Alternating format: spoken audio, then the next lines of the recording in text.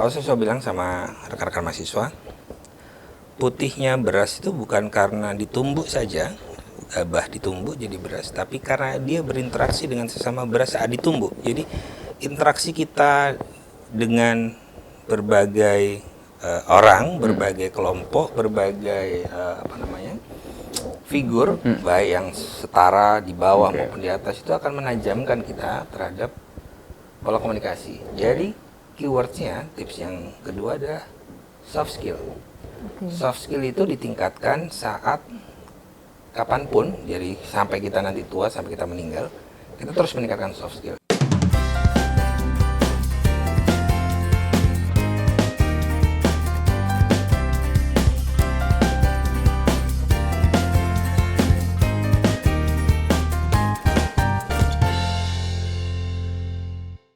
Halo Talkers, kita ketemu lagi dan masih bersama Nurdin, partner kami, partner saya. Kita masih ngobrol di acara, di podcast yang berisi tentang berbagai pilihan karir untuk teman-teman muda dan juga tentang tips-tips bagaimana sukses supaya bisa berkarir. Betul, jadi gitu. Kan banyak juga anak-anak muda yang meniti karir kan, gimana bisa achieve dari satu karir itu kan, Bu Novi. Betul. Gitu. Dan kali ini narasumber kita siapa, Bu Novi? Kita berada di tempat yang istimewa di kantor beliau. Beliau adalah Bapak Didik Prasetyono, Direktur Utama PT Sier Persero ya. Gitu. Jadi Sier itu adalah kepanjangan dari Surabaya Industrial Estate Rungkut. Jadi pengelola kawasan industri yang mengelola Sier dan juga Pier. Gitu. Kita sapa dulu beliau. Selamat siang Pak Didi. Selamat siang Pak Novi. Sehat ya Pak? Alhamdulillah. Sehat. Selamat siang Mas Nurdin. Klimis gitu ya nih. Klimis ya. Ya meskipun puasa tapi seger. Harus lah. Iya, kita mau ngobrol apa ini? Betul. Jadi gini, posisi Pak Didi kan sekarang sebagai Direktur Utama dari PT Sier ya, Pak Didi ya. Nah, kita juga ingin tahu nih, gimana sih bisa mencapai suatu top level. Karena gini, impian anak-anak muda kan pasti karir di top paling level. atas ya. Nah, tetapi kan perjalanan ke situnya juga nggak gampang nih. Betul. Kadang kan orang taunya, sudah posisi top level. Iya. Berdarah-darahnya mereka nggak tahu. Nggak tahu. Bener nggak? Iya, Nurdin. Jadi prosesnya itu loh yang kadang-kadang mereka tidak memahami itu. Tiba-tiba aja, berarti posisi itu enak ya, kan gitu loh. Iya, dan sekarang kalau anak-anak ngelamar kerja ditanya, maunya jadi apa? Direktur gitu. Berapa tahun? 3 tahun. Nanti kita tanya sama beliau ya. Pak Didi, gimana sih prosesnya Pak Didi mulai awal hingga sampai mencapai suatu posisi seperti sekarang ini, Pak? Jadi saya punya tips sebenarnya kalau untuk teman-teman khususnya mahasiswa ya. Roadmap-nya itu sebenarnya tariklah waktu SMA. Jadi sejak SMA itu sebenarnya pengen apa? Kombinasinya begini. Bekerja itu membutuhkan skill. Kemudian untuk menikmati pekerjaan kita membutuhkan kesenangan ya. Ada hobi di sana. Jadi akan sangat beruntung bagi orang yang kemudian bekerja yang di bidang hobinya. Jadi seolah dia tidak bekerja tiap hari. Kayak main ya. Ya, gitu. misalnya suka olahraga sepeda, kemudian dia menjadi pelatih sepeda misalnya, atlet sepeda, kemudian hobi ya, jadi dapat duit badminton misalnya. Jadi passionnya di situ. Ya, passionnya. Jadi waktu SMA sudah mulai menjejaki passion. Jadi mulai SMA itu kira-kira suka apa? Waktu itu saya SMA suka sekali sama organisasi. Jadi aktif di organisasi. Kemudian ilmu apa yang cocok untuk yang akan kemudian bisa membuat kita harus realistis ya, bahwa masa depan itu harus ada karir dan kira-kira yang cocok apa. Nah, ketemulah yang namanya kayaknya aku mau FISIP ya ini ya, hubungan internasional jadi diplomat itu waktu itu. UMPT masuklah hubungan internasional. Jadi hubungan internasional FISIP UNER tahun 92. Kemudian belajar di sana. Begini ya dunia diplomat enak dan sebagainya. Pindah-pindah dan sebagainya. Kayak nggak bisa buat nih ya. Ruangnya sempit ini. Kalau persaingan menjadi istilahnya dulu sekolah luar negeri ya. Di Departemen Luar Negeri, habis kuliah kemudian masuk Deplu. Susah ya, rekrutmen tiap tahunnya terbatas gitu kan. Jadi kita harus realistis, Iya. kita harus realistis. Kemudian ya udah change direction. Jadi saat itu saya memutuskan untuk pindah jurusan ekonomi. Jadi saya UMPT lagi masuk di ekonomi UNER. Tahun keduanya tahun berarti. kedua. Jadi sempat 2 tahun kuliah bersama untuk pingin dua-duanya lulus, tapi ternyata UTS UAS-nya bareng. Jadi akhirnya harus salah satu di drop. Yang lulus akhirnya ekonomi. Oke. Jadi ada separuh yang FISIP, organisasi-organisasi, ada separuh nih yang jiwanya bisnis gitu kan. Jadi akhirnya ruang lingkupnya akhirnya punya agak banyak baik di FISIP maupun di ekonomi. Dan saya beruntung waktu itu iklim kuliah di tahun itu adalah iklim pergerakan ya. Jadi di era reformasi 98, dari mulai 96 itu kita sudah mulai aktivitasnya intens politik ya, walaupun di ekonomi intensitas politiknya tinggi, yang kemudian berorganisasi membahas turmoil ya, Indonesia lagi ada problem di besar, dan akhirnya justru terlibat di arus utama. Jadi di sekolah agak terlambat sedikit selesainya karena aktivisme itu agak tinggi waktu itu. Jadi bersama, kalau ada teman-teman ingat, ada mahasiswa hilang Herman sama Bimo Petrus, itu satu angkatan pergerakan sama saya. Jadi di zaman itu FISIP UNER itu luar biasa, dan akhirnya menghasilkan orang-orang luar biasa. Ada Bu Kofifa, ada Pak Anas Urbaningrum, itu dari FISIP ya. Kemudian dari ekonomi waktu tokoh-tokoh reformasi ada Pak almarhum Pak Cu Sukyadi, ada FISIP-nya Pak Daniel Sparingga, Pak Haryadi, macam-macam lah. Nah, itulah kemudian yang menurut saya membawa tajam kita. Jadi kalau saya bilang sama rekan-rekan mahasiswa, putihnya beras itu bukan karena ditumbuk saja, gabah ditumbuk jadi beras, tapi karena dia berinteraksi dengan sesama beras saat ditumbuk. Jadi interaksi kita dengan berbagai orang, berbagai kelompok, berbagai figur, baik yang setara di bawah maupun di atas, itu akan menajamkan kita terhadap pola komunikasi. Jadi keywordsnya, tips yang kedua adalah soft skill. Soft skill itu ditingkatkan saat kapanpun, jadi sampai kita nanti tua, sampai kita meninggal, kita terus meningkatkan soft skill. Jadi bersama skill yang hard skill, hard skill yang kemudian pengetahuan kampus, kemudian keahlian mata kuliah dan sebagainya. Satunya lagi soft skill. Jadi kombinasi, kemudian kita bisa membangun kekomplitan menghadapi berbagai situasi. Jadi tidak mudah karena ya itu jam terbang. Jadi tidak bisa instan. Kita misalnya pengen soft skill ikut pelatihan 2-3 hari nggak bisa. Betul.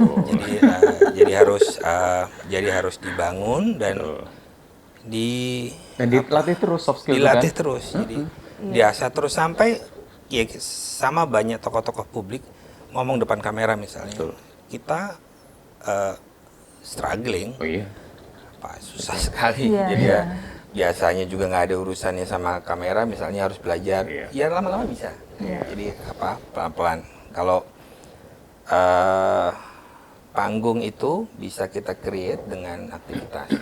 Tapi kita harus tahu tips ketiga adalah kapasitas. Jadi jangan sampai over di satu hal, kurang di satu hal lain. Contoh, komposisi pas adalah itu bercanda micin, Mbak Novi.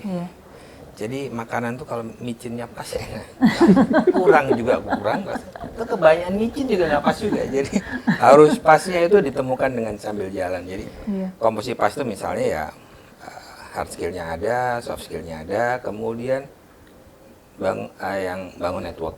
Jadi bangun network itu juga dengan waktu dan pola komunikasi. Dan menurut saya sih kalau mengaca saya sekarang hampir 50 usianya, jadi tahun depan saya 50. Ke belakang itu kunci utama kita ternyata salah satunya adalah networking. Jadi kalau networknya bagus, apa namanya, mampu kemudian menyumbang ke arah keberhasilan karir kita. Jadi tidak berarti kemudian oh nilai saya buruk di sekolah. Kalau dia membangun network yang bagus, let's say dia bisa kemudian jauh lebih punya kesempatan pergaulan dan informasi dibanding yang fokus belajar saja, nggak punya teman istilahnya gitu ya. Anak kantin apa anak perpustakaan gitu kira. Tapi harus pas gitu kan, antara anak kantin sama anak perpustakaan. Harus balance ya. Iya, balance. Kapan ke perpus, kapan ke kantin ya. Saya agak kebanyakan ke kantin ini. Hasilnya begini. Seperti yang kita bahas kemarin. Iya. Pak Didi itu tadi kan mulainya dari SMA. Waktu itu Bapak apa namanya? Karena Sudah menetapkan visi sudah ke SMA. Jadi ini beberapa saat yang lalu kita juga punya narasumber ketua Betul. Kadin, Jatim Pak Pak Ade itu. Iya. Nah, Pak Ade itu juga gitu. Kalau orang mau berkarir memilih itu setelah kuliah atau ketika kuliah itu sudah telat. Harus mulainya dari SMA kayak gitu. Karena ketika jurusan kuliah apa yang akan dituju kan? Itu ketika SMA betul. itu, gitu kan? Nah, Tapi change-nya bisa, Bu Novi. Maksud saya gini, sejauh usianya masih di bawah, menurut saya di bawah 40, itu perubahan-perubahan karir dramatis itu bisa terjadi. Betul. betul. Jadi nggak ada. Saya hadapi sendiri dari saya yang alami ya. Jadi saya usia 29 tahun menjadi anggota KPU Provinsi termuda se-Indonesia. 29 tahun saya menjadi komisioner di KPU Provinsi Jawa Timur. Waktu itu saya sejauh yang saya tahu itu pertama kali lembaga KPU ada di 2003 itu. Jadi saya periode 2003-2008 KPU Provinsi pertama di Jawa Timur saat setup awal itu. Masih muda kemudian merasa enak ya jadi penyelenggara pemilu ya, berteman dengan banyak tokoh, kemudian calon kepala daerah, calon legislatif gitu. Tapi posisi itu yang dalam konteks karir jadi sorotan selalu. Jadi kalau permain sepak bola itu wasit, karir menjadi wasit itu tidak akan pernah ada 1-2 wasit yang terkenal ya, Korina dan sebagainya. Tapi yang terkenal dan punya ruang cukup ke depan ya pemain sepak bolanya. Tidak ada tuh wasit bisa berkarir di sepak bola gitu. Jadi itu dilema KPU dia pada saat pertandingan jadi sentrum. Berbuat dianggap tidak adil sedikit aja udah jadi persoalan dan sebagainya. Jadi saya pikir 1 periode cukup. Habis itu saya change karir di situ yang kemudian di Share ini. Share ini sebenarnya adalah perusahaan yang jadi gini. Share berdiri tahun 74. Jadi usianya tahun depan juga 50 tahun. Mengelola kawasan industri. Jadi kita ini landlord basically ya, pemilik lahan, kemudian lahan itu tenannya adalah pabrik, gudang, kawasan industri dan sebagainya. Nah, pengelolaan itu waktu saya masuk 7 tahun yang lalu itu jadi komisaris, jadi anggota dewan komisaris, kemudian 2016 masuk ya, 21 jadi direktur operasi, kemudian di 2022 kemarin ditunjuk sama pemegang saham jadi direktur utama. Jadi proses belajarnya dunia bisnis itu tidak semata-mata pengelolaan yang profesional menurut teori ekonomi, tapi membutuhkan juga yang dinamakan human relation yang cukup dengan para stakeholder yang ada. Jadi menurut saya sih soft skill-nya itu membantu. Network yang dipunyai di masa kuliah membantu. Jadi kalau change karir ya dramatis. Saya tadinya penyelenggara pemilu, wasit di bidang politik, kemudian change di korporasi, ngurusi kawasan industri. Tapi itu dilakukan dengan pertimbangan yang kemudian ya pas dengan skill yang dipunyai di saat kuliah ya, fakultas ekonomi manajemen misalnya, kemudian pindah ke korporasi. Nah, tapi jangan sering-sering pindah karir itu. Jadi kayak anak sekarang seolah anak Gen Z ini ya, Gen Z ini suka nggak kerasanan. Saya melihat ya, jadi suka nggak kerasanan begitu kerja pindah, kerja Iya. pindah. Iya. Nggak apa-apa, toleransinya pada usia tertentu dia harus settle. Misalnya dari pindah-pindah itu, oh aku tuh suka begini loh sebenarnya, passionku di sini. Nah, ada kalanya beruntung. Jadi masa pencarian juga harus cepat kan?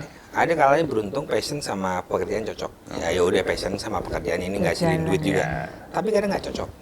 Ya nggak apa-apa. Jadi ini adalah profesi, ini adalah hobi. Ya udah pisahin aja.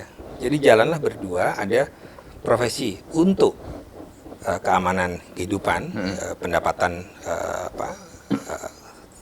tempat kita cari makan. Satu lain hobi untuk misalnya kita bisa mungkin aktualisasi diri, mungkin relaksasi, mungkin apa yang. Jadi jangan dicampur aduk karena terlalu banyak hobi, maksudnya Porsinya aktivitas besar, yang ya. tidak fokus akhirnya. Contoh nih,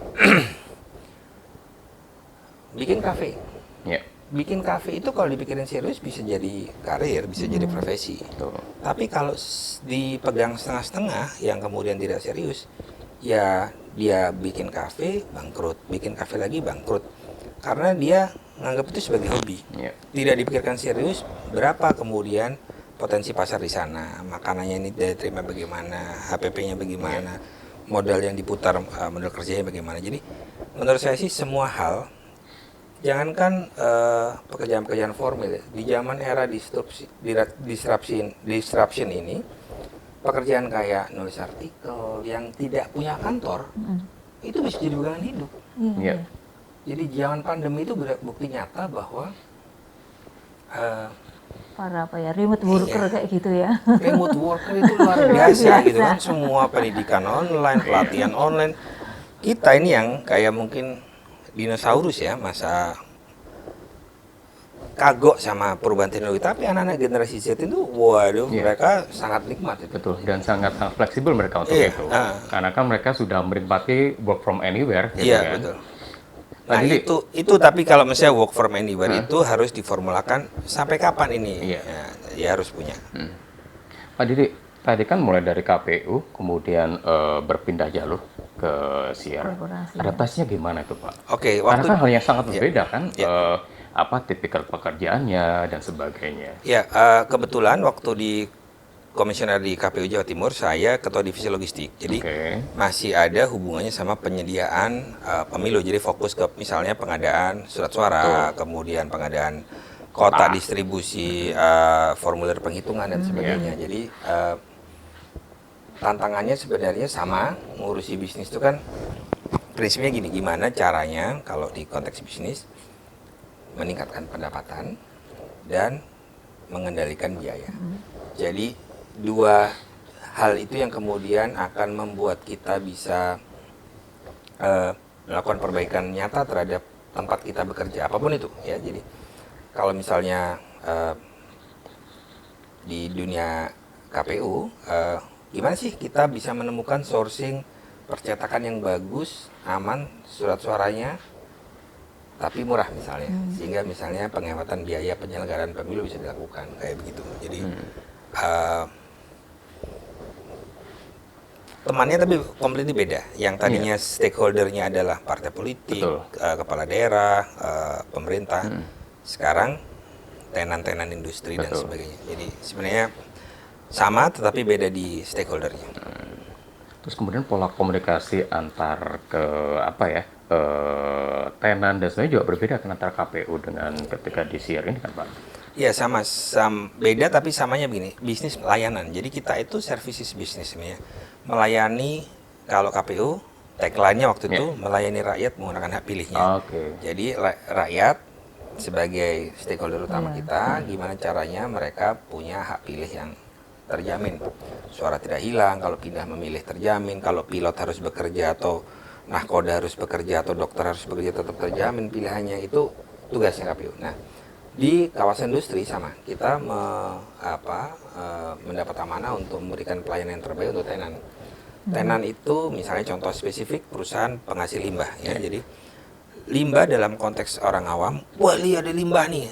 Tapi dalam konteks industri, mau limbah seberat apapun, sekotor apapun, itu ada treatmentnya. Ini nggak ada masalah limbah sejauh penanganannya oke, pengolahan limbahnya oke, tidak dibuang atau dibuang di tempat seharusnya, tidak dibuang sembarangan misalnya, atau di sungai langsung dumping, open dumping itu. Jadi kalau di sini hubungannya sama misalnya pelayanan pengolahan limbah, fasilitas kawasan, kemudian kenyamanan investasi. Jadi situasi-situasi itu yang kemudian hubungannya sama services. Jadi saya masih merasa bekerja di field pelayanan, yaitu yang kemudian ilmu-ilmu yang saya dapati dari Fakultas Ekonomi UNER itu menurut saya sangat bermanfaat untuk pijakan bagi saya dalam pengambilan keputusan. Oke, jadi adaptasinya tidak terlalu susah ya ketika sejauh ini nggak terlalu susah. Oke. Iya. Karena kan dunia berbeda kan Iya, antara iya, KPU iya, dengan iya. DCR kan gitu loh, Iya. kan gitu loh. Pak, berarti perjalanan karir Bapak tadi itu yang di kayak semacam, kayak bayangannya kalau di KPU itu kayak di birokrasi gitu ya Pak? Kan agak deket gitu kan. Apalagi KPU periode pertama. Lah, iya. Iya, periode pertama itu orang belum tahu apa sih KPU. Misalnya pertanyaan-pertanyaan, kalau nggak ada pemilu kerjanya apa? Gitu kan. Nah, Jadi by project. apa yuk kerjaannya kalau nggak ada pemilu? Apalagi misalnya di era 2008 itu pengalaman saya tidak bisa lupakan adalah TSM. Jadi keputusan Mahkamah Konstitusi tentang kecurangan terstruktur, sistematis dan masif yang terjadi di Pulau Madura, di Sampang dan Bangka itu terjadi di periode saya. Jadi di saat itu pemilihan di 2 kabupaten itu menurut Mahkamah Konstitusi terjadi kecurangan dan pemilunya harus diulang di dua tempat tersebut. Jadi 2008 tuh pemilu gubernur Bu Khofifah versus Pak Dekarwo ya. Jadi itu yang jadi akhirnya pertimbangan tahun ke tahun kalau tiap pemilu selalu TSM itu terjadi di periode. Jadi penanganan krisis atau handling krisis itu luar biasa pengalaman. Jadi kalau tidak semua kita bisa kendalikan. Jadi persepsi itu yang harus kemudian dibangun di seluruh penyelenggara bidang jasa. Itu tidak semua kita bisa kendalikan. Jadi dalam konteks ini kita tidak bisa mengendalikan kecurangan yang terjadi di level bawah misalnya, karena jauh banget jangkauannya. Maka kemudian harus ada cara untuk ke depan supaya tidak terjadi lagi. Jadi misalnya penghitungan cepat dengan teknologi informasi. Jadi coblosannya itu sesegera mungkin dilaporkan ke pusat dalam bentuk singkat, karena kalau nunggu formulir potensi ada perubahan di level bawah itu. Nah, jadi jangkauan kita. Nah, dalam konteks pengelolaan kawasan industri misalnya, tidak semua kita punya jangkauan ke bawah. Misalnya ada perusahaan yang naik produksinya gara-gara pesanan di bulan Ramadan. Mesinnya dikapasitaskan maksimal, sementara gas kolektornya debunya yang ke cerobong asap tidak cukup. Tapi dalam konteks positif, mereka berproduksi meningkat, produksinya meningkat. Betul. Tapi teknologinya nggak cukup untuk sehingga asapnya keluar misalnya ke warga. Itu hal yang kemudian harus kita kendalikan dengan krisis misalnya segera mungkin agar tidak ada warga yang terdampak baik kotoran maupun kesehatannya misalnya. Jadi harus kita tangani segera. Jadi kita telusuri ke belakang, bukan atas itikat mereka melakukan pencemaran, tapi kan ordernya naik gitu kan. Jadi tidak semua pandemi di periode kemarin, tidak semua pandemi perusahaan-perusahaan itu turun ordernya. Ada beberapa retail itu yang ordernya justru meningkat. Nah, dengan memahami bahwa tidak semua kita bisa kendalikan, maka mitigasi risiko perlu ditingkatkan. Kira-kira kalau ada begini, bagaimana ya? Cara kita mitigasi risiko agar tidak melebar, segera bisa selesai, itu bisa kita lakukan. Jadi segera potensi, misalnya keamanan, sosial, itu segera bisa ditangani. Oleh karena itu misalnya kita punya waduk pengendalian air hujan di Siar itu 16 hektar, itu waduk saja. Itu ada ikannya di sana. Untuk apa? Untuk mitigasi risiko kalau ada misalnya potensi pencemaran misalnya. Ikannya menjadi alat ukur. Kok bisa pencemaran ke sana? Ini contoh. Jadi di Siar itu, kawasan industri itu ada manhole untuk air hujan dan air limbah itu terpisah. Jadi tidak gabung. Kemudian yang air limbah langsung ke pengolahan limbah, air hujan ke waduk hujan.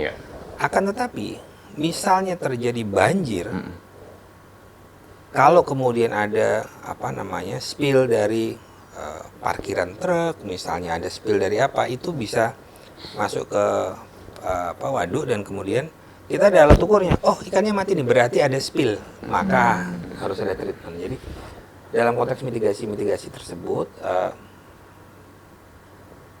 lebih kompleks memang di kawasan industri. Jadi kita mikirkan bagaimana kemudian hubungannya sama keberlangsungan kerja manusia di dalamnya ya. Jadi kalau misalnya ada demonstrasi, menutup jalan, orang nggak bisa kerja, produksi nggak bisa, janji ekspornya dia terlambat, denda dan sebagainya. Jadi hal-hal itu yang kemudian harus kita perhatikan bahwa bersama-sama stakeholder sama untuk mengatasi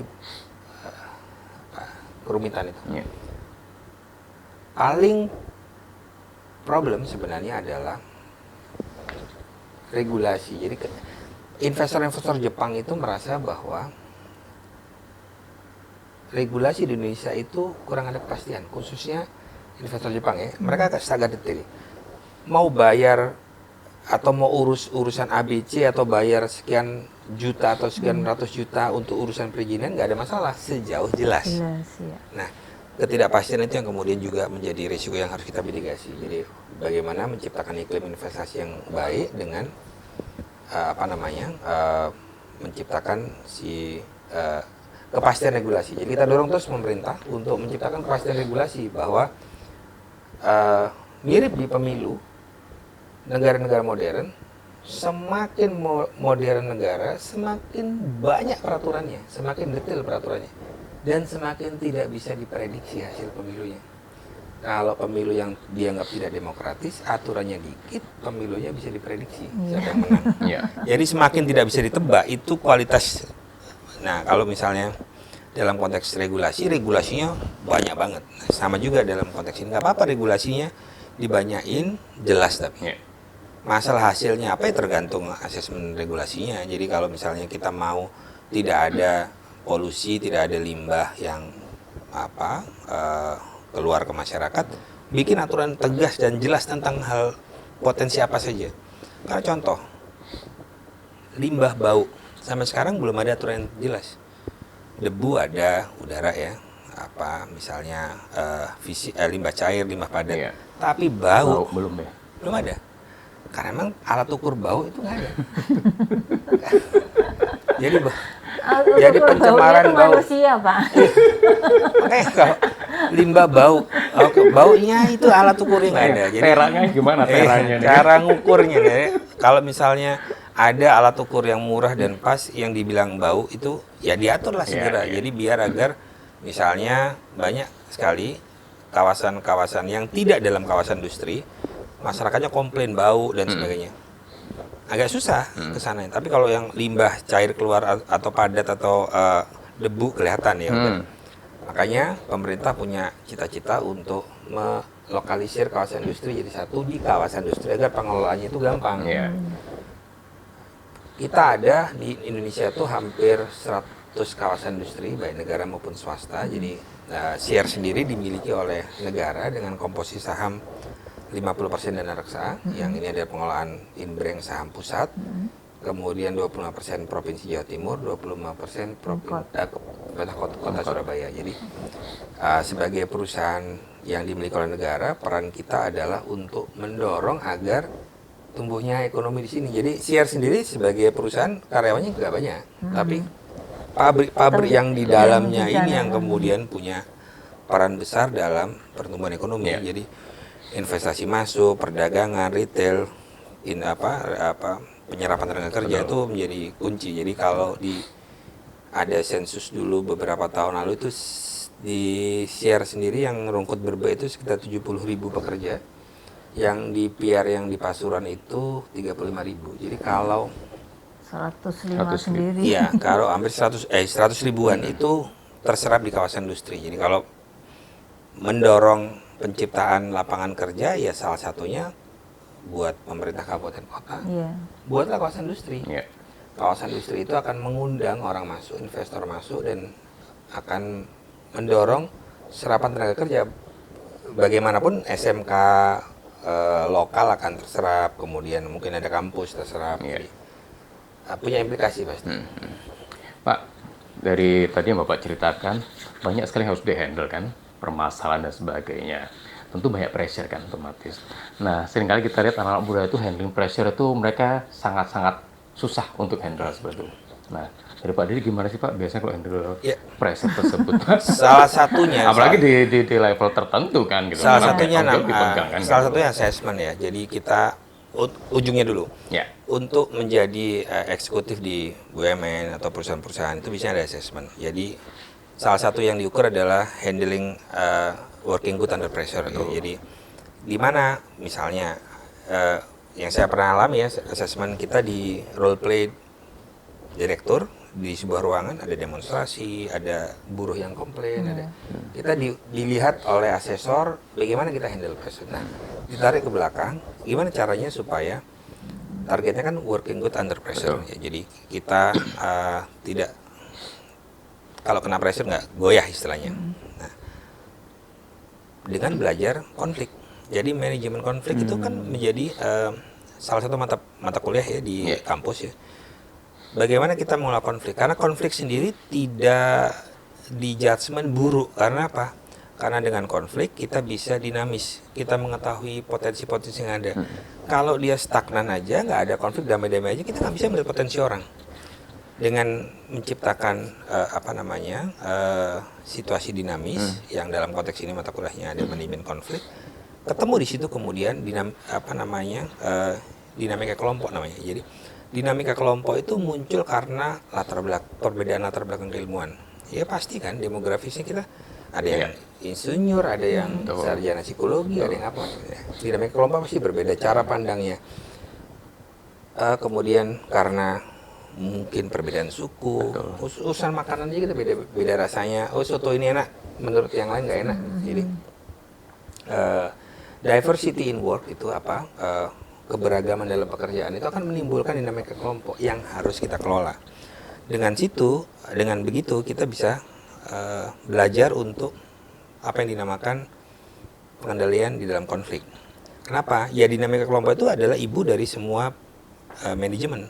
Kalau bisa kita mengoptimalkan potensi yang ada dengan satu tempat yang pas, orang itu akan optimal. Istilahnya begini, ada misalnya introvert, ekstrovert saling berpendapat yang terbaik ini itu. Buat saya tidak. Masing-masing akan punya tempat yang pas untuk masing-masing. Mau dia sanguinis, mau dia apa, tapi kalau dia tempatnya oke, dia akan keluar, akan blooming. Oh ternyata ini cocoknya operasi. Oh ini cocoknya keuangan. Oh keuangan pun yang cocoknya keuangan lapangan misalnya. Oh ini cocoknya misalnya marketing. Jadi jangan taruh orang marketing di tempat yang operasional misalnya. Nggak pas. Nah kita menemukan itu dengan men-challenge dia. Jadi diberi tugas, penugasan, kayak begini. Dengan konflik yang ada atau dengan mereka dihajar oleh tugas-tugas, itulah yang konflik yang harus mereka kelola. Hadapi coba misalnya problem pertikaian antar tenan misalnya. Bisa nggak dia jadi mediator? Mediatornya. Oh cocok dia mediator nih. Oh dia nggak cocok mediator, kita tempatin yang lain. Karena setiap orang itu punya potensi. Saya meyakini setiap orang punya potensi positif dan dia kan pasti punya kemanfaatan di tempat yang tertentu. Ya, nggak ada orang yang tidak berguna, itu nggak ada menurut saya. Berarti kan ketika ada permasalahan, ya permasalahan itu harus dihadapi dan diselesaikan kan? Oke. Bisa ada permasalahan tidak terselesaikan. Contoh ini ada kasus hukum periode pemeriksaan BPK bertahun-tahun lalu karena misalnya orangnya meninggal. Itu kan karena ada beberapa kasus yang kemudian kasusistik ya. Tapi terhadap persoalan itu bagaimana caranya agar ada penyelesaian setapak demi setapak terhadap semua hal. Masalah selesainya kapan itu sebaiknya memang cepat, semua cepat. Tapi kalau di proses perusahaan itu ada yang kerjanya bertahun-tahun, misalnya kayak pilot, kita menghadapi urusan pilot dengan salah satu vendor kita, 3 tahun belum selesai. Ada pilot yang sampai 7 tahun belum selesai, sampai periodisasi jabatan berubah. Jadi kadang-kadang tantangannya adalah roadmap terhadap penyelesaian masalah ini yang perlu dibahas dulu di depan. Roadmap penyelesaian masalah, penugasan terhadap orang, dokumentasi disiapin sehingga jabatan berganti pun nggak ada isu. gitu. Oke, Pak Didi, untuk sampai di posisi puncak ini kan tentunya kita harus kayak naruh step-step success story gitu ya. Kalau tadi berarti bisa mungkin Bapak bisa ceritakan dari yang mungkin waktu di KPU itu success story-nya apa gitu Pak, sehingga kemudian ini buat inspirasi teman-teman yang lain bahwa kalau kita mengerjakan sesuatu ini kita mesti full tilt gitu. Full tilt itu artinya benar-benar konsentrasi, serius, menjiwai sehingga kemudian punya impact yang besar. Terus mungkin di jabatan yang lain Bapak ada success story yang kemudian jadi pijakan sampai akhirnya bisa dipercaya sampai di posisi atas itu Pak. Oke. Waktu saya jadi KPU, persoalan paling besar adalah pertikaian Partai Kebangkitan Bangsa antara Muhaimin Iskandar dengan Gus Dur. Itu ada challenging waktu itu karena apa? Karena PKB core-nya di Jawa Timur. Yeah.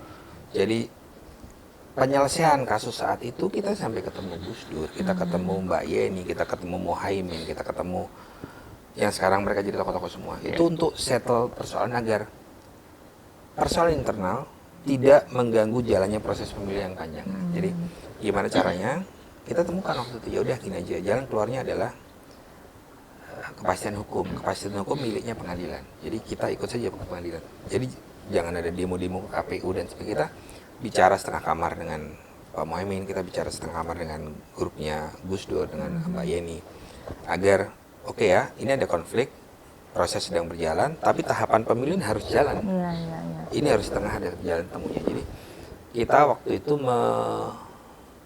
membuat treatment yang ini nggak ada di book ya, adalah pertemuan-pertemuan setengah kamar dengan para tokoh itu untuk cari jalan keluar.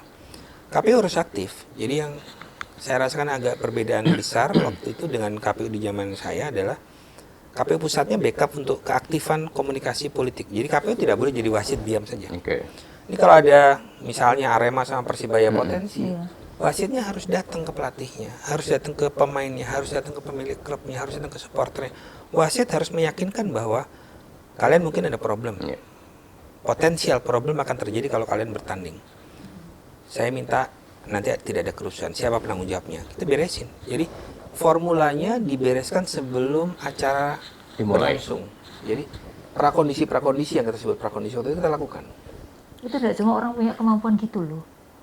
Nah, kalau Karena kembali lagi itu kan kemampuan komunikasi kan. Iya, interpersonal. tapi teamwork ya, maksudnya teamwork itu waktu itu kita benar-benar sadar bahwa ada persoalan itu yang bisa selesai di panggung, model kayak dialog perdamaian kayak di televisi talkshow mungkin bisa, tapi yang kita yakini itu tidak bisa. Jadi talkshow itu formal itu hanya menghasilkan kontroversi. Nah, yang penting adalah keyakinan bahwa kita sebagai wasit adil. Kita sebagai wasit adil dan tidak berpihak pada manapun, tapi kita mau proses jalan. Jadi kepercayaan para stakeholder terhadap penyelenggara itu yang penting nomor satu. Kita jaga dulu kepercayaan.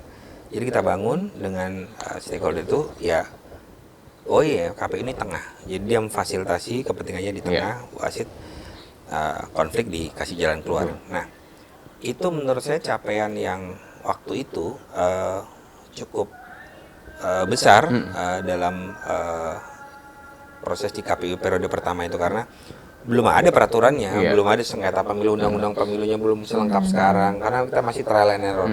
Pemilu presiden pertama nih, bisa dibayangkan bagaimana kemudian orang nyoblos foto, coblos langsung presiden itu kan pertama kali tuh, sosialisasinya dan sebagainya, sehingga ada seperti ya udah saya cukup satu periode aja karena ya sudah cukup sebagai pengalaman kerja, pengalaman berorganisasi, kemudian masuk ke korporasi. Jadi sebelumnya memang ada transisi di masa setelah mundur dari KPU, saya coba juga menjadi calon anggota DPD waktu itu. Jadi calon anggota DPD pemilu 2009 hampir jadi, karena yang jadi 4, saya posisi nomor 6 gitu. Perolehan suaranya lumayan, 635.000 waktu. Saya ingat, waduh luar biasa. Di saat pemilu pertama pemilu kedua waktu itu DPD. Jadi pengalaman itu saya jadikan momen untuk nggak cocok nih jadi di jalur politik. Sudah selesai. Jadi kalau kemudian temannya masih banyak di jalur politik karena memang pergaulannya di situ. Iya. Nah, itu sekarang jadi banyak membantu saya untuk menyelesaikan persoalan-persoalan di bidang korporasi karena salah satunya misalnya adalah pengembangan kawasan industri baru. Ini PCR merencanakan pengembangan kawasan industri baru di Ngawi. Bupati Ngawi kenal berteman beliau sebelum jadi kemudian Jadi networknya udah dijalin sejak dulu. Iya, iya, komunikasinya lancar, begini enggak lebih gampang. Jadi challenge itu meyakinkan bahwa hanya dengan kawasan industri ada, investasi masuk, pertumbuhan Ngawi yang tadinya Ngawi ini kan menarik ya. Jadi produsen beras terbesar di salah satu produsen kabupaten dengan produsen terbesar beras di Indonesia. Tapi secara kota itu kurang tumbuh dibanding Madiun misalnya. Kurang tumbuh dibanding Solo. Jadi dia terjepit dua kota besar itu. Ya harus diciptakan Ciro baru dan bupatinya sangat cerdas, sangat anak muda yang pikirannya maju. Jadi oke, aku reposisi aja ini jadi kayak kawasan industri yang mensupport yang tidak bisa mungkin di Solo ataupun di Madiun. Jadi jadilah kemudian perencanaan kawasan industri berbasis agribisnis ini yang akan ada di Ngawi, daerah Walikukun situ. Nah, kalau di pandangan saya terobosan-terobosan ini yang kemudian akan membedakan kita dengan kita bekerja seolah-olah bekerja saja, tapi nggak ada terobosan karena katanya sih kalau misalnya tiap leader punya karakternya ya, jadi memang beda-beda. Saya melihat yang bisa saya bantu atau bisa saya sumbang untuk institusi tempat saya bekerja dimanapun itu, baik di KPU yang dulu ataupun yang di sekarang itu akan jadi legacy, akan jadi sumbangan kita untuk kemajuan perusahaan. Kita kan dikenang apanya sih kalau bukan karena tinggalannya Jadi mudah-mudahan misalnya saya juga masih belajar untuk agar lebih optimal. Sejauh ini roadmap terhadap pengembangan kawasan industri yang lebih modern, lebih maju itu sedang kami lakukan di sini. Jadi kuncinya tadi tuh bahwa soft skill, komunikasi, ya kan, networking, terus pemecahan masalah dan menghandle semua masalah itu menjadi suatu solusi kan harus dilakukan ketika tidak hanya mengandalkan suatu hard skill aja kan, Pak Didi ya. Iya, saya setuju itu penting dan kadang-kadang sekolah tidak mengajarkan itu. Contoh basic life skill. Dulu waktu kita sekolah nih, kita kan diajarin menjahit tuh. Menjahit, masak, mengetik, tukang kayu, perkayuan, tukang ketik. Itu tidak dialami oleh anak saya, gitu kan. Kira-kira shifting ya, bergeser. Padahal basic life skill itu penting. Kalau kamu nggak bisa hal-hal dasar ini, problem bagi ke depan sebenarnya. Sekolah harusnya punya kurikulum yang jelas untuk basic life skill yang maku tuh bisa, gergaji tuh bisa, bikin meja sederhana. Saya dulu bikin baju, bikin celana bisa waktu SMA, bisa bikin jahit. Pakai kertas modus saya. Saya kain beneran ya. Arsitektur, Saya melupakan hal-hal dasar yang kemudian sebenarnya dibutuhkan. Jadi kalau kemudian sekarang ngomongin vokasi itu karena sebenarnya dunia industri butuhnya karakter pekerja ABC. Maka lulusan kampus itu kadang-kadang nggak bisa ABC, bisanya BC saja. Dan kita nggak butuh ABC di FGIJ, kita butuh ABC saja sehingga harga pekerjaan tidak mahal. Kita cuma butuh ABC aja kok, kita butuh operator saja kok. Yang ini sebenarnya SMK aja bisa. Nah, jadi hal-hal itu yang kemudian dunia kerja itu harus tahu Dudi itu dunia usaha, dunia industri. Jadi kebutuhan dunia usaha, dunia industri ini apa yang kemudian bisa. Tapi untuk layer penembusnya jangan mengorbankan apa yang dinamakan prestasi akademik. Kita bagaimanapun saat rekrutmen akan bilang IPK minimal sekian.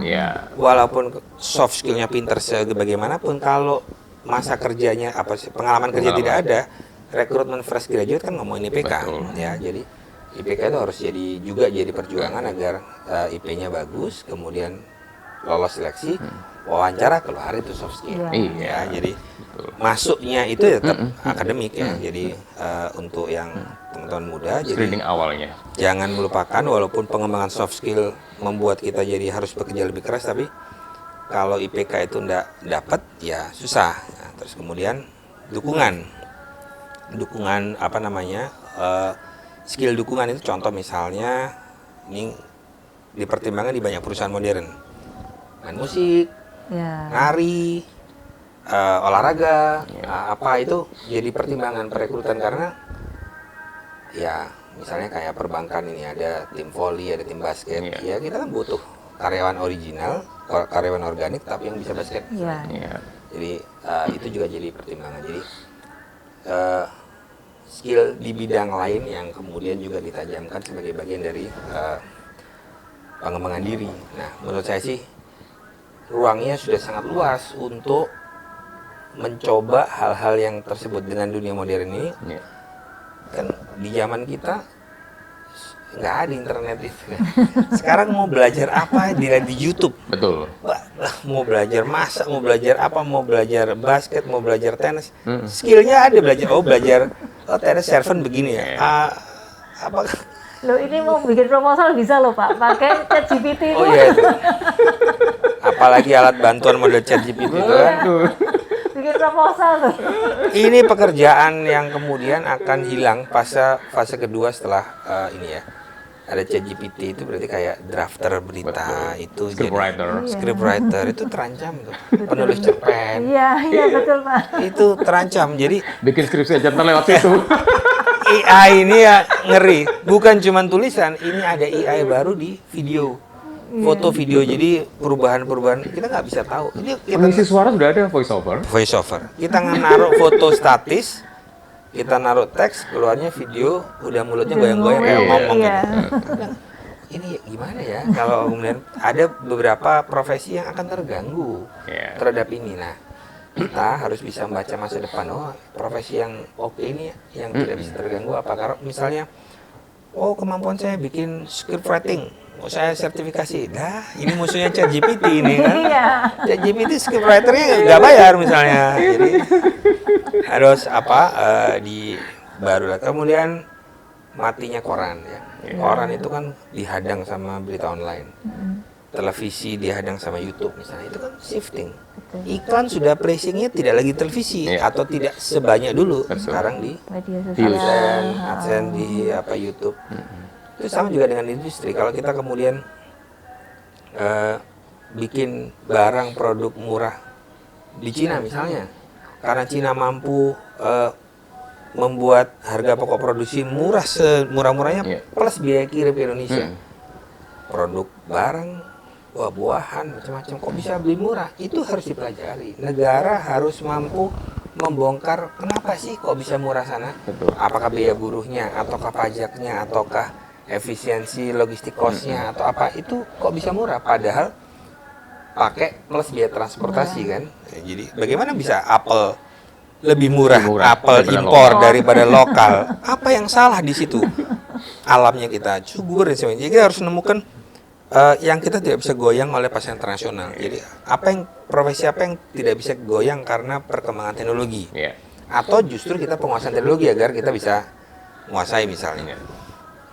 Gagap kita ini kan kayak dinosaurus. Dinosaurus itu mati bukan gara-gara tidak besar, tidak kuat, tidak bisa adaptasi. Jadi yang dicari bukan yang sekarang ini, bukan bisnis yang besar mengalahkan yang kecil, yang cepat mengalahkan yang lambat. Bagaimana kita bisa cepat terhadap adaptasi ini? Jadi nggak perlu badan kita agile saja yang paling bisa menyesuaikan diri, bisa ada. Jadi tiap zaman ada orangnya, tiap orang ada zamannya. Jadi kalau cohort bilang di teori psikologi, tiap 10 tahun itu bahasa generasi berbeda-beda. Saya tidak bisa on behalf of generasi Z atau milenial, bagaimana kalian bisa survive? Kan nggak tahu, kita kan generasi X pasca baby boomers yang masih zamani kaset masih digulung pakai pensil gitu ya. Kita itu ngincipi zaman perubahan internet, tapi ngincipi juga zaman mekanik. Ya kadang-kadang kita tuh nggak orangnya masih sabar. Kalau generasi Z sekarang, lihat handphone. Loadingnya lambat sedikit, out sedikit. Udah out keputusan publik nggak jadi begitu, nggak jadi. Sensitif terhadap pengambilan keputusan kita. Ada riset, pengambilan keputusan sekarang sudah 80% drive by handphone. Generasi kita, generasi X itu masih mekanik ya, beli baju masih harus ngerasain pegang, gitu. Sekarang nggak ada, gitu kan. Nah, sehingga adaptasi itu atas nama generasi baru saya juga tidak bisa. Harus begini. Karena zamannya berubah. Kamu jangan pegang handphone terus, nggak bisa. Sekarang semua pegang handphone, pengambilan keputusan dari handphone, informasi dari handphone. Tapi jadikanlah teknologi itu secara bijak yang punya kemanfaatan. Jadi ujungnya punya kemanfaatan nggak? Manfaatan itu bisa kayak senjata, bisa dibuat bunuh, bisa dibuat jaga keamanan. Teknologi juga netral, bisa dibuat kemajuan, bisa dibuat keburukan. Bisa dibuat lihat sinetron, bisa dibuat lihat ilmu menjahit misalnya, jadi beda-beda. Dari konteks itu, maka ya satu, generasi sekarang harus memanfaatkan itu untuk memenangkan persaingan. Penguasaan teknologi pada level dasar, kemudian advance sedikit mungkin dengan pelatihan-pelatihan pembuatan aplikasi berbasis mobile, misalnya sekarang lagi ngetren. Kita sekarang ngelihat ada pertarungan ojek online misalnya, atau aplikasi transportasi online. Pernah tidak terpikir untuk masuk dalam persaingan penyediaan ini? Karena pada akhirnya kalau kita sudah tergantung, harga komisinya mahal banget nih. Kasihan nih si driver ojek, potongannya banyak misalnya. Pernah nggak misalnya mikir open source bikin untuk tiap kabupaten kota agar nanti ojek itu daerah aja, kecamatan aja. Ibu-ibu bisa bekerja, anak-anak muda bisa bekerja, nggak terlalu jauh kalau dari rumah, nggak perlu antar kecamatan. Jadi kayak zonasi gitu ya? Zonasi, dan dia bisa efektif misalnya, jauh lebih murah karena dekat banget sama dia tempat tinggalnya, coverage. Jadi kabupaten kota bisa punya, ya udah kamu menang boleh di nasional, tapi kalau masuk daerah Surabaya atau daerah Wonocolo, ini nih pasukan kita yang kuat. Jadi get local. Jadi kita boleh tapi kuatkan pasar lokal kita. Grab, kita punya customer, cafe misalnya, punya kesetiaan, loyalitas, karena kopi kita beda dengan kopi lainnya misalnya. Restoran kita beda dengan lainnya karena kita bukan petugas, kita adalah tetangga yang jualan, ada kekerabatan yang dibangun. Kemenangan Indonesia dibanding luar negeri adalah individualisme versus kolektivisme. Kita itu kolektivisme. Gotong royong itu tidak ada di luar negeri, mude itu tidak ada di luar negeri. Kita itu kolektivisme, gotong royong, berkumpul dan jadikan itu power. Di pedagang kaki lima nggak ada di luar negeri, nggak ada jual pentol itu, karena memang regulasi sulit bagi mereka untuk kesehatan dan sebagainya. Di kita yang survive dalam krisis, dalam menangani kita punya bisnis rumah tangga, frozen food, makanan, jualan kastengel, yang sebelah tempo hari ini. Tapi itu kan masih dalam konteks industri rumah tangga. Jadikan itu misalnya level industri misalnya yang secara revenue itu bisa di-create lebih gede lagi. Dulu saya pernah waktu di kampus itu dibanding ke KUD Batu susu. Pernah waktu cerita bagaimana mereka untuk agar harga itu stabil karena susunya oversupply, dibuang ke sungai loh. Jadi supaya harga itu stabil. Jadi tidak ada yang kemudian merusak harga. Jadi antara supply and demand itu terjaga dengan baik. Ya saya pikir apa nggak dikasih orang miskin aja? Karena itu belum ada pengolahan untuk jadi bahan tertentu kan. Sekarang kan petani Lombok misalnya harga dimainin oleh para produsen saus misalnya atau apa yang butuh Lombok. Mereka daya tawarnya kurang. Nah, negara hadir dalam regulasi karena nggak bisa Mike Tyson tarung sama Chris John. Sama-sama petinju hebat tapi kelasnya beda. Nah kalau kita nggak memberikan Chris John itu tameng atau pedang, ya berjelas kalah sama jangan menarungkan industri besar dengan kecil. Itu contoh retail-retail yang di kampung-kampung itu meracang-meracang bangkrut. Jadi negara harus berpikir, ada pasar modern atau retail modern, grosir bangga.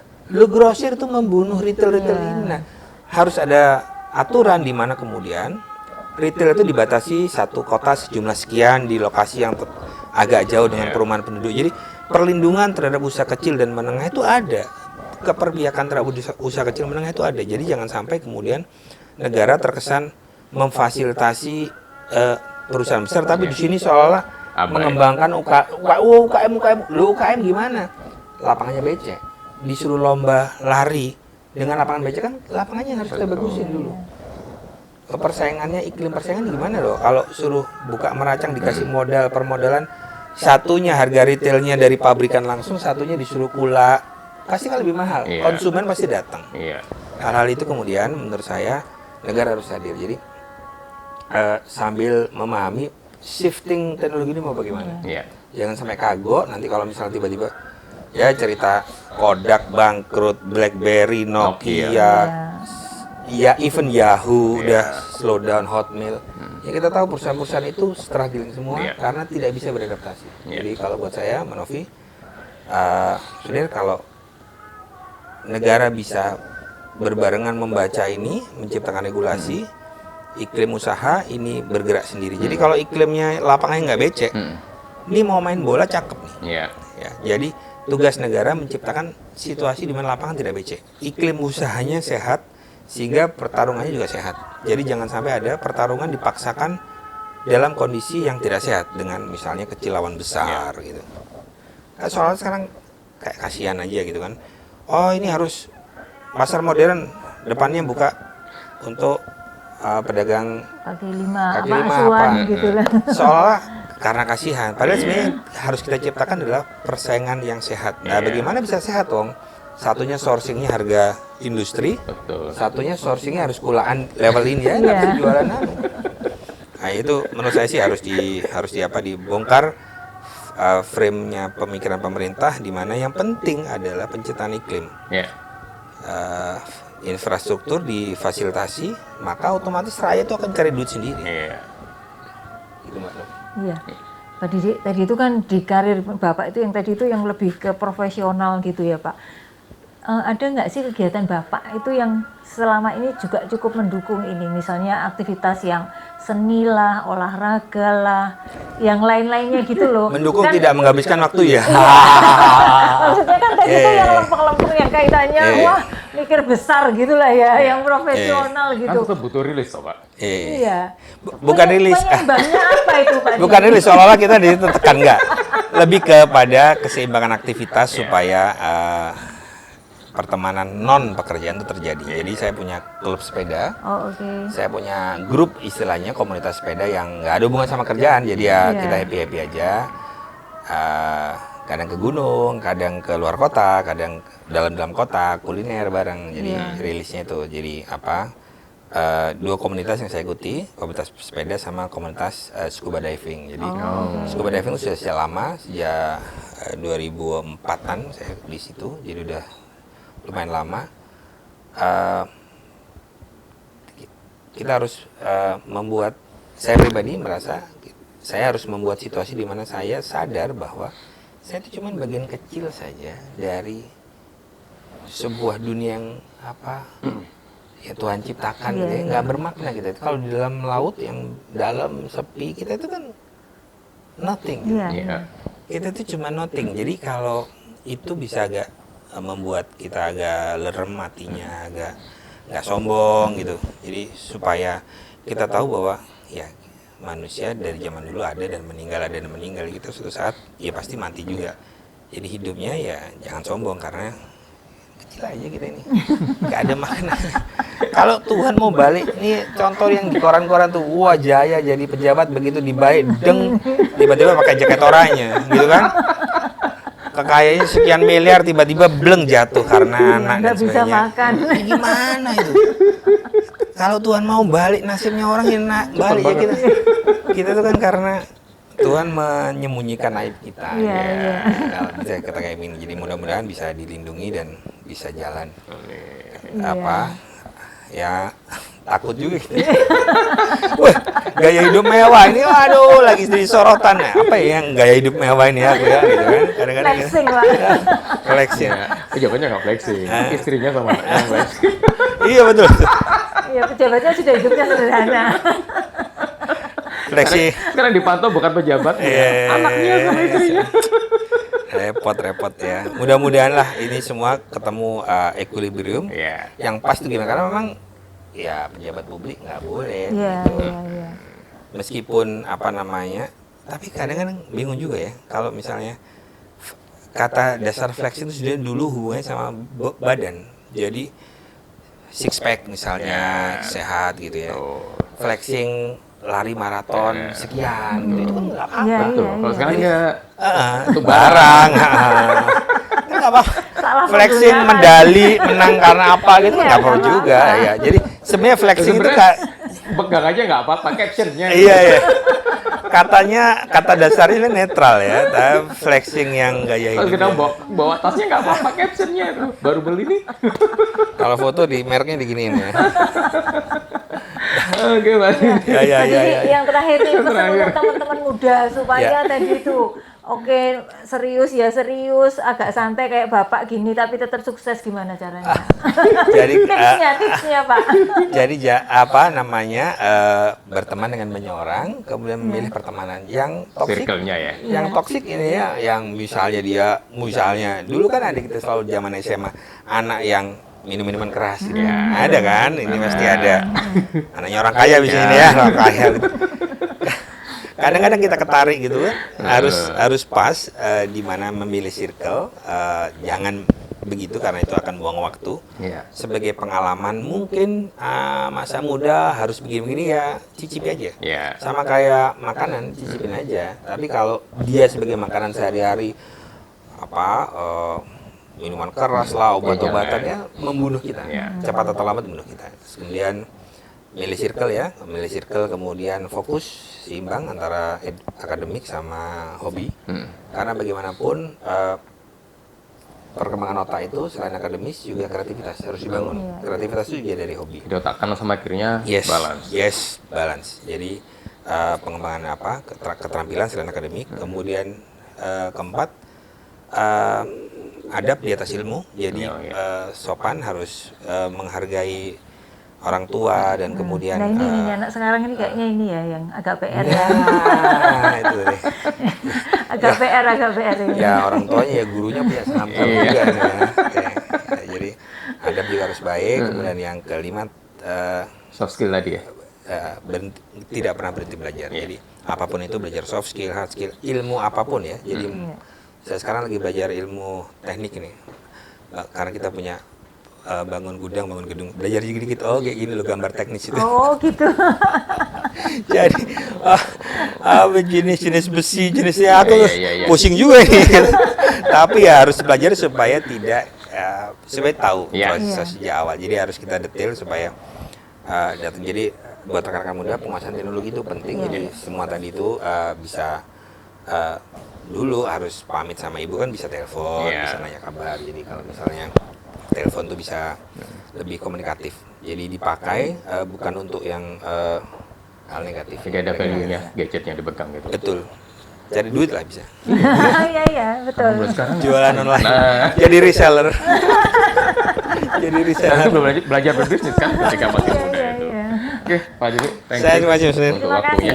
Menginspirasi banget. Semoga bermanfaat. Pastinya. Jadi itu Enterprise pembicaraan kita dengan Bapak Didik Prasetyo, Direktur Utama dari PT Siar.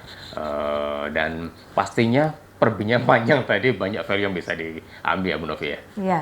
Dan sampai jumpa lagi di episode berikutnya Netox, dan mungkin juga episode kita berdua ya. Iya. Yang ada value juga bisa diambil nantinya kayak gitu. Oke. Terus lagi Pak Didik, thank you. Terima kasih Pak. Terima kasih. Sukses, sehat selalu. Terima kasih.